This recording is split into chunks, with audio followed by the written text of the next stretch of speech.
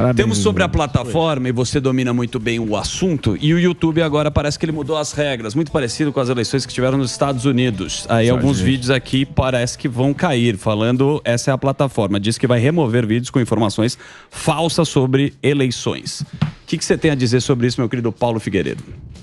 Quem decide quais são as eleições falsas, as informações falsas é a pergunta de $1 milhão. Se as informações falsas forem as que o Barroso não concordam, então, como o Barroso se tornou um agente político, o YouTube simplesmente vai remover os vídeos que vão contra a visão política do Barroso. Se quem determina é a estagiária de sovaco no cabelo e cabelo roxo do YouTube, se é ela que vai determinar, então a visão política dela, da faculdade lá de sei lá o que ela fez, do DCE, onde o nego fumava maconha o dia inteiro, essa é a visão que vai ser determinada como verdade. Vocês entendem que isso é uma distopia? É o 1984, George Orwell, assim, o Ministério da Verdade escancarado. Escancarado. Olha, esse país aqui que inventou esse negócio, né? Esse negócio de liberdade de expressão foi inventado aqui, né? Na verdade, óbvio, discussão filosófica, iluminismo escocês, podemos falar de um monte de coisas a esse respeito. Mas quem implementou, o primeiro lugar que virou e falou assim, não, todo mundo tem direito de falar o que quiser. Foi inventado aqui, nos Estados Unidos. Primeiro lugar. Né? É a primeira emenda da Constituição americana, diz que o governo não fará nenhuma lei violando a liberdade de expressão. Então aqui você pode ter liberdade, você pode falar o que você quiser. O que você quiser. Desde que se você mentir, difamar alguém, etc, como fez o Dallagnol, você vai sofrer as consequências depois. Você vai ser processado, etc. Mas você pode falar o que você quiser. Aqui é assim. Aí o que acontece? Hoje nós temos no Brasil, né, um grupo que pensa diferente. Mas a sociedade evoluiu para chegar à conclusão de que você não pode ser o dono da verdade. Você tem que deixar a outra parte falar. Sabe por quê? Porque, por mais certo que alguém esteja na maioria do tempo, essa pessoa está errada, às vezes, em alguns pontos. Isso vale para mim, vale para qualquer um de nós. Então, por isso que a gente tem que ouvir os outros. Porque talvez eles tenham informações que nós não temos. E, no final das contas, eu vou dar um exemplo bem claro, tá? Um exemplo concreto. Em novembro, quase novembro, tá? O final de outubro de 2020, durante as eleições americanas, um jornal mais antigo dos Estados Unidos, chamado The New York Post, publicou uma reportagem dizendo que tinham encontrado um laptop que pertencia ao filho do Joe Biden e que esse laptop continha informações que mostravam tráfico de influência do filho do Joe Biden, escândalo de corrupção numa empresa que ele trabalhava na Ucrânia, enfim, tinha um monte de coisa naquele laptop, tá? E ele publicou essa reportagem. Isso foi muito perto da eleição americana. Todas as redes sociais, principalmente o Twitter, removeram, dizendo que se tratava de desinformação. A Jen Psaki, a porta-voz da Casa Branca, disse que se tratava de desinformação russa, inclusive. E aí, a imprensa a imprensa tradicional fingiu que não viu, tá? Todas as redes sociais removeram conteúdo e a população americana ficou proibida de saber a respeito desse assunto. Sabe o que aconteceu? 2 semanas atrás, o The New York Times, concorrente do New York Post, que disse que era desinformação russa, etc., que embarcou nessa censura toda, sabe o que eles chegaram à conclusão? A história era verdadeira, era tudo verdade. Só que só está vindo à tona 1 ano e pouco depois. Você sabe o que aconteceu? Fizeram uma pesquisa entre os eleitores americanos e viram que um percentual imenso deles, algo como 18 ou 18, não me lembro exatamente o percentual, mas um grande percentual dos eleitores que tinham votado no Joe Biden, se soubessem da história do laptop, teriam votado de forma diferente. E com isso, com ou sem fraude, não quero entrar nessa discussão aqui, até para o YouTube não remover o nosso vídeo, com ou sem fraude, o Joe Biden não teria sido eleito presidente dos Estados Unidos. Sabe o que aconteceu? Um grupo político que se arvorava como dono da verdade resolveu escolher o que a população poderia ou não saber. E no final das contas a população não soube a verdade. Então, quem diabos é Barroso? Quem diabos é Alexandre de Moraes para decidir o que é verdade ou não? Para decidir o que é desinformação ou informação? Quem tem que saber isso é você que está nos assistindo. Então, mas você não acha, porque hoje em dia o mundo ele tá muito coletivista, né? A gente tem essa ideia do bem-estar social, essa coisa toda que foram vendidas. A gente viveu muito isso na pandemia, que era aquele... Não, sim. Então, quer dizer, você esquece a própria cultura do cancelamento também é assim, né? Ela pega um indivíduo Ela vai lá, ela quer e você esquece a sua individualidade. Então você vai junto com aquela turma, pensando mais ou menos parecido com aquele. Por isso que eles não querem mais. Eles querem controlar tudo que você tem: celular, rede de família, rede social. Por quê? Porque quando você tá com esse negócio, não, eu tenho que usar máscara, senão eu vou morrer. Você esquece de você. Você deixa de ser um indivíduo para pensar exatamente igual. Por isso que eles gostam de deixar a gente com medo. Que é uma maneira de você controlar. Porque eles não controlam, eles controlavam a mídia, não é, Samidana? A mídia era controlada na época. Por exemplo, se você pegar hoje o Trump, ele perdeu a eleição também por causa do Covid. Morreu o quê? 300 mil pessoas. Com o Trump, acho que foi isso, né?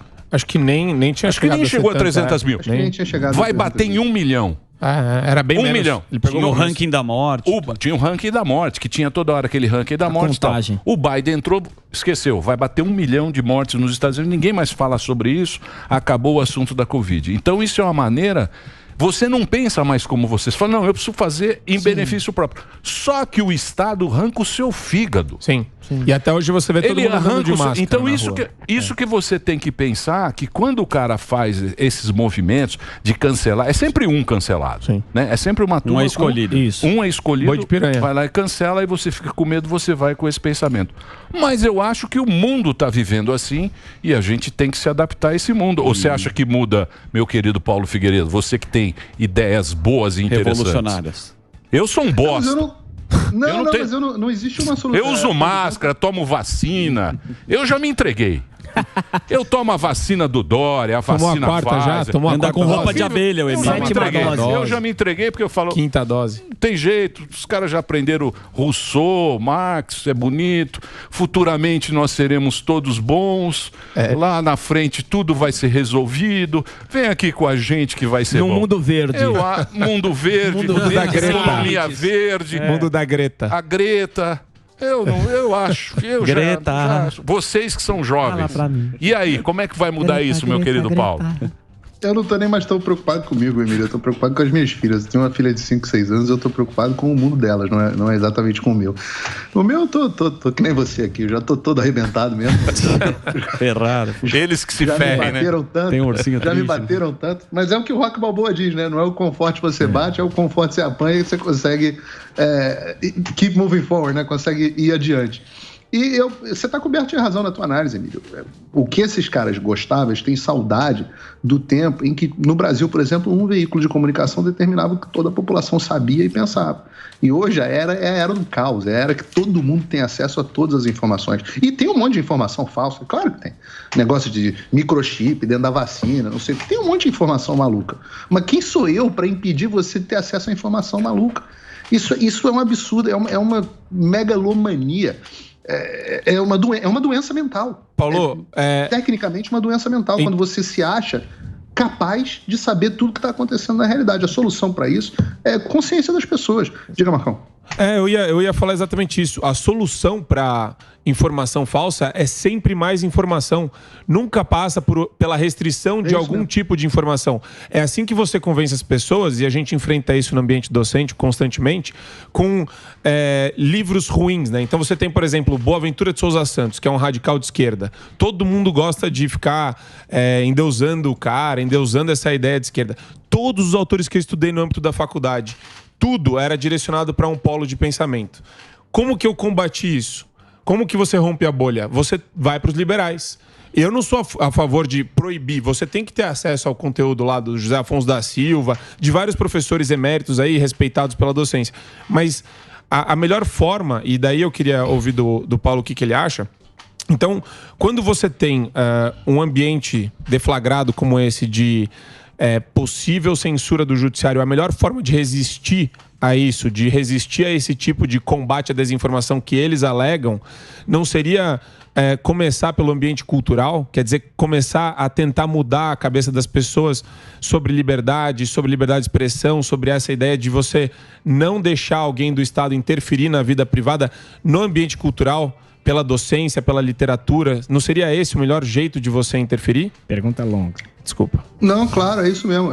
Tá correta a tua análise, e é por isso que eu faço o curso de política americana, para as pessoas entenderem de onde vêm esses valores. Hoje todo mundo fala de liberdade de expressão. Ah, liberdade de expressão. De onde vem isso? Você acha que você tem liberdade de expressão por quê? Quem te dá essa liberdade de expressão é o governo ou esse é um direito que você tem dado a você por Deus? Essa é a pergunta que as pessoas têm que fazer no final das contas. E é claro que a ocupação desta visão de mundo dentro das universidades é que é uma das grandes causas de destruição. Eu vou dar um exemplo concreto que aconteceu essa semana. Na universidade, você sabe disso, Marco, a Universidade de Direito, a Faculdade de Direito de Yale, é uma das mais renomadas dos Estados Unidos. Eu acho que talvez tenha sido a segunda que mais indicou juízes para a Suprema Corte Americana. Nesta semana, a Faculdade de Yale resolveu fazer um debate. Olha que bacana. Eles resolveram fazer um debate para mostrar que conservadores e progressistas poderiam dialogar. Aí, uma das palestrantes que eles chamaram foi uma advogada americana chamada Kristen Wagner. Essa mulher é uma verdadeira empoderada, porque ela apresentou 10% dos casos apresentados à Suprema Corte Americana. E a Suprema Corte Americana analisa, no ano passado, e a Suprema Corte Americana analisa pouquíssimos casos. Ela foi tentar falar e não conseguiu falar por causa de protestos dos progressistas que não queriam deixar que ela sequer falasse. Ela é uma conservadora. Sequer falasse. Ela saiu de lá xingada e escoltada pela polícia. O que eu acho diferente é que aqui nos Estados Unidos, de um modo geral, os conservadores jamais fazem isso com os progressistas. Os progressistas querem calar os conservadores não querem calar os progressistas porque eles acreditam em liberdade de expressão. Ben Shapiro no também, Brasil, né? Ben Shapiro aconteceu isso várias vezes. Ben Shapiro várias vezes. Pessoal do Daily Wire, do canal lá. O problema é que no Brasil, o inverso também acontece. No Brasil, a direita quer calar a esquerda. Então, você cansa de ver. Toda hora alguém vira e fala assim, pô, quando é que vão demitir a Amanda da Jovem Pan? Quando é que vão demitir o Pipeno? Quando é que vão demitir sei lá quem? Os caras que foram de esquerda falam, não, pô, deixa o cara falar, senão eu não tenho... Exato. Senão eu não tenho contraponto. Eu preciso do contraponto. Aqui, os conservadores são contra ativismo judicial. No Brasil, os conservadores são pró-ativismo judicial. Então, o brasileiro médio, ele não quer democracia. Ele quer um ditador com quem ele concorde. Se o cara é de esquerda, ele quer um ditador de esquerda. E se ele é de direita, ele quer um ditador de direita. E fala assim, você viu, no caso do Dallagnol, todo mundo fala, Paulo, era o único jeito, senão eu não botava o Lula na cadeia. Eu falo, então você está admitindo que você queria fazer a coisa que você quer, mesmo que fosse do jeito errado. Ou seja, você não quer democracia porcaria nenhuma. Você quer um ditador com quem você concorde. Então, enquanto tiver um ditador que você concorde com tudo, você está feliz. Boa, Paulo. E esse é que é o problema do brasileiro. Ô, Paulo... E é isso que a gente precisa mudar no Brasil. Ô, Paulo, eu sou um sujeito descrente com o Brasil e eu queria mostrar até Não, você vai casar, pô. Não, descrente no você Brasil. Você acredita no casamento? Não, no casamento eu acredito. Agora, na política não, eu sou da família. Esse tweet aqui, que eu até falar pro Luquinhas colocar na tela, é interessante, que até reverberou de maneira... A Miriam Leitão, ela fez um post no Twitter, já que a gente tá falando de instituição, para os jovens irem lá, né? Que eles vão ser a diferença nessa eleição e... tem que fazer isso logo. E o TSE curtiu. A gente sabe qual o lado da jornalista, mas isso aqui não vem nem ao caso. Pode ser de um lado X ou do lado Y. Paulo Figueiredo, quando a instituição TSE curte uma pessoa que tem o seu lado definido, como é que a gente acredita nessa instituição? Não, o lado dela, só para deixar claro, é importante frisar isso, o lado dela é de guerrilheira comunista, é de defensora de ideias comunistas, defensora da censura do presidente Bolsonaro, abertamente. O lado dela é o lado de esquerda, não tem nuance. Tá? Canhotinha. Muito canhota. Militante política travestida de jornalista. Isso não é jornalismo, tá? Porque ela não é nem jornalista de opinião, ela finge que dá as notícias de forma isenta. Isso é uma impostora. Então, só para deixar claro, para dar nome aos bois, para não ficar nada subentendido. Eu quero deixar bem explícito. Aí vai o TSE e se posiciona junto com ela. Mas, assim, dentro do que está acontecendo no TSE e no STF, Alba, isso aí é fichinha. Isso é fichinha. Pô, O TSE fez live sobre pandemia com Átila Yamarino, pô. Tribunal Eleitoral. Amigo do Samidana. E eu vou falar uma coisa, tá rolando uma coordenação. Não sou, não. O pessoal quer usar o Felipe Neto como cabo eleitoral. Tá rolando um hashtag... O Felipe Neto é um militante de esquerda. É isso aí. Não sou, não.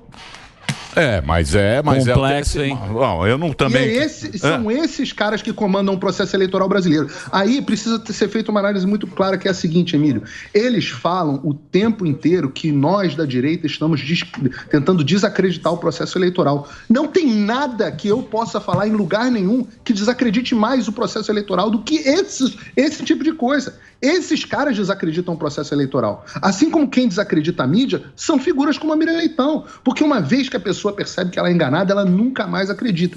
E esse é um enorme problema que nós temos.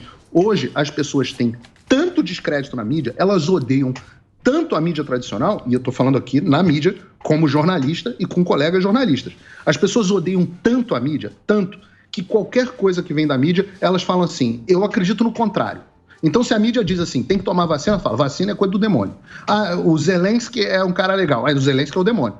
Então, elas demonizam tudo que a mídia diz, porque a mídia mente tanto para elas que elas não acreditam. Então, quem contribui com o descrédito do sistema eleitoral brasileiro não é o Alan dos Santos, é o Alexandre de Moraes, é o Barroso, é esse cara aí que curtiu a postagem da Miriam Leitão. Não tem nada, querido, que eu possa fazer que chegue aos pés disso para desacreditar vocês. Eu prometo.